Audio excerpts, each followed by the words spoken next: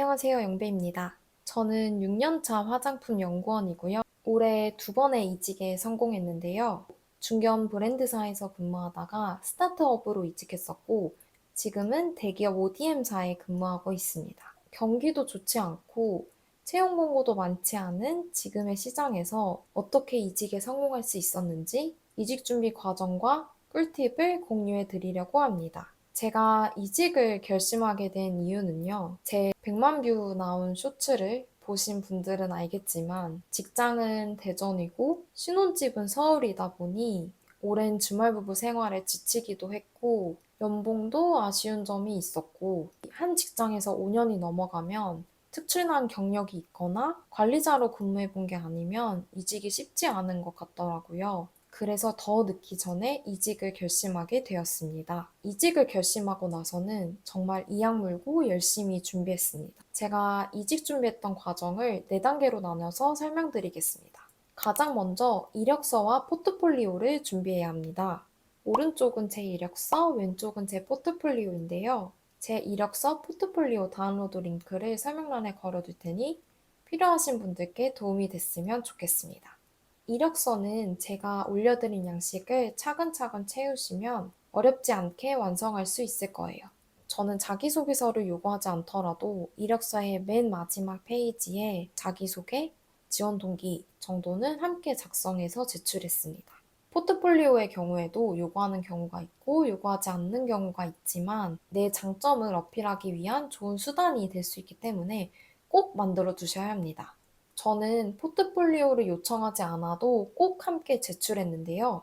포트폴리오가 다른 지원자와의 차별점이 될 수 있기 때문입니다. 저도 오늘 듣게 된 사실인데요. 제 포트폴리오가 제 이미지를 긍정적으로 만드는 역할을 했다고 합니다. 포트폴리오를 만들려면 정말 막막한데요. 유튜브에 경력 포트폴리오 또는 이직 포트폴리오라고 검색하면 포트폴리오를 피드백해주는 영상들이 나오거든요. 이 영상들을 보시면 포트폴리오를 어떻게 만들어야 하는지 감이 올 거예요. 저는 포트폴리오를 만들고 수시로 업데이트했습니다. 제가 참고했던 영상들도 설명란에 링크 걸어둘게요. 그리고 종종 어학 점수를 요구하는 기업들도 있기 때문에 2단계에서 미리 어학 점수를 준비해 두셔야 합니다. 이력서와 포트폴리오가 준비되었다면 바로 채용 플랫폼에 등록해 줍니다. 신입 때처럼 채용 공고가 올라오면 지원하는 형태로 진행할 수도 있지만 경력의 경우에는 헤드헌팅으로 이직을 진행하게 되는 경우도 정말 많기 때문에 꼭 채용 플랫폼에 이력서와 포트폴리오를 등록해 두세요. 저는 리멤버, 사람인, 잡코리아, 코공고, 링크드인, 원티드에 제 정보를 등록해 두었고요. 이 중에서 사람인, 잡코리아, 리멤버에서 꽤 많은 포지션 제안이 들어왔습니다. 이제 이력서와 포트폴리오라는 총알이 준비되었으니까 쏠 곳을 찾아야 하는데요. 저는 리멤버, 사람인, 잡코리아, 코공고를 활용했습니다. 리멤버는 외국계 기업, 코공고는 스타트업 채용 공고를 찾기가 편했고 사람인과 잡코리아에 가장 많은 채용 정보가 있었습니다. 가고 싶은 회사는 관심 기업으로 등록해두고 채용 공고가 뜨면 바로 확인할 수 있도록 했습니다. 사람인과 잡코리아의 화장품, 화장품 연구원, 퍼스널 케어와 같은 내 직무와 관련된 키워드로 검색해서 채용 공고를 찾아보기도 하고 원하는 기업의 채용 공고가 올라오지 않으면 그 기업 홈페이지에 들어가서 인재풀에 등록하기도 했습니다. 요즘엔 서류에 합격하고 나서도 바로 1차 면접을 보는 게 아니라 AI 역량 검사를 진행하는 곳이 많아졌는데요. 면접도 보기 전에 AI 역량 검사에서 떨어지면 너무 슬프잖아요. 잡다 사이트에 들어가시면 매달 5번 AI 역량 검사를 무료로 진행할 수 있고 다 끝내고 나면 시험 결과도 확인할 수 있습니다. 역량 검사가 처음인 분들은 최소 3번은 연습해보고 진행해보시는 것을 추천드립니다. 역량 검사는 인터넷이 끊기지 않는 조용한 환경에서 진행해야 합니다. 저는 이 정도로 챙겨 읽고 진행했습니다. AI 역량 검사는 성량 파악, 영상 면접, 전략 게임으로 이루어져 있는데요. 기업마다 3가지 모두 보는 곳이 있고 2가지만 보는 곳도 있습니다. 전략 게임도 9가지 모두 보는 곳이 있고 일부만 보는 곳도 있습니다. 어떤 검사를 진행하게 되는지는 보통 기업에서 안내하는 메일에 적혀 있는데요. 없는 경우에는 네이버에 땡땡 기업 AI 역량 검사 후기라고 검색하시면 어떤 시험을 진행하는지 확인할 수 있습니다. 첫 번째 성량 파악은 너무 빠르지도 느리지도 않은 일정한 속도로 일관적인 대답을 하면 되기 때문에 어렵지 않고요.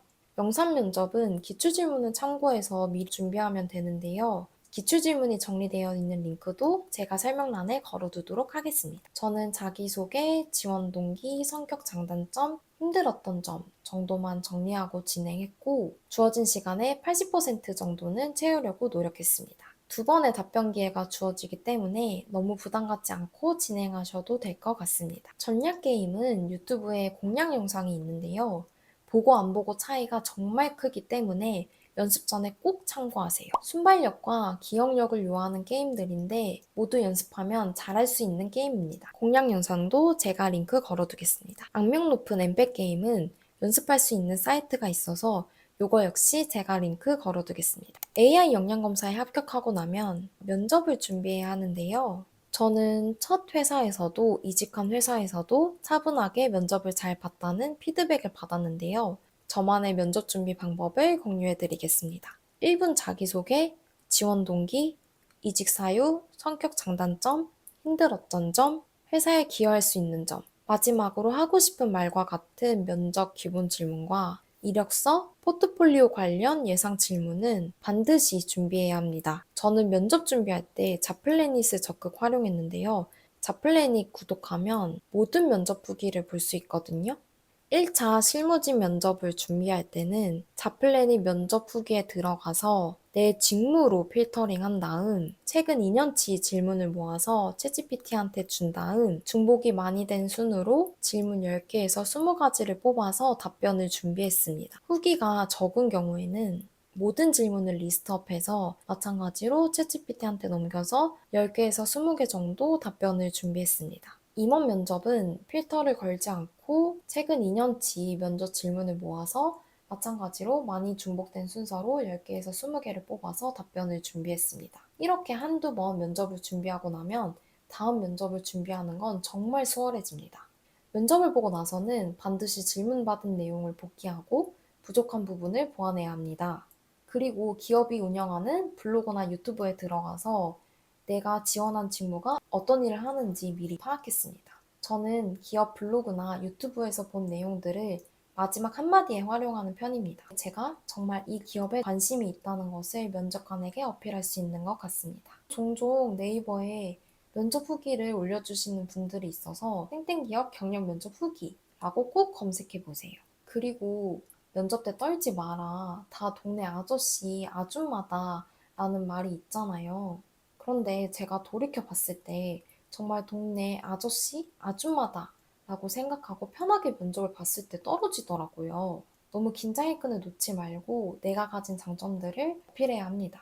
제 사례를 말씀드리자면 토익 점수가 높네요 라는 말씀에 저도 모르게 제가 토익 점수는 높은데 말은 생각보다 잘 못한다 라고 너무 솔직하게 대답해 버린 거예요.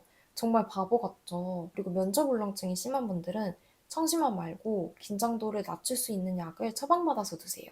왜 그렇게까지 하냐 라고 생각하실 수도 있지만 간절하다면 저는 그런 작은 변수도 없애야 한다고 생각합니다. 저는 면접 보기 3시간 전에 면접 볼 회사 근처 카페에 가서 제가 준비한 것들을 연습하는 시간을 가졌습니다. 집에서 준비하다 가는 것보다 미리 도착해서 준비한 것들을 되뇌이다 보면 불안감도 줄어들고 자신감이 생기더라고요. 그리고 피치 못할 사정으로 인한 지각을 이연에 방지할 수 있습니다. 여러분들도 제가 말씀드린 방법들을 활용해서 꼭 원하는 회사에 합격하셨으면 좋겠습니다. 이직하니까 어떤지 궁금한 분들도 있을 것 같은데요. 저도 회사에 불만족했기보다는 지역 때문에 이직을 준비하게 됐기 때문에 걱정이 많았는데요. 이직 준비를 했기 때문에 중견기업, 스타트업, 대기업까지 모두 경험해 볼 수 있었고요. 그리고 연봉 협상도 해볼 수 있었고, 연봉도 상승했고, 퇴사 직전에 매너리즘에 빠졌었는데, 새로운 환경에 적응해야 하다 보니 매너리즘이 싹 사라졌습니다. 주말부부 생활도 청산하니까 너무 좋습니다. 경력으로 입사하니까 신입으로 입사했을 때보다 조금 더 주체적으로 일할 수 있습니다.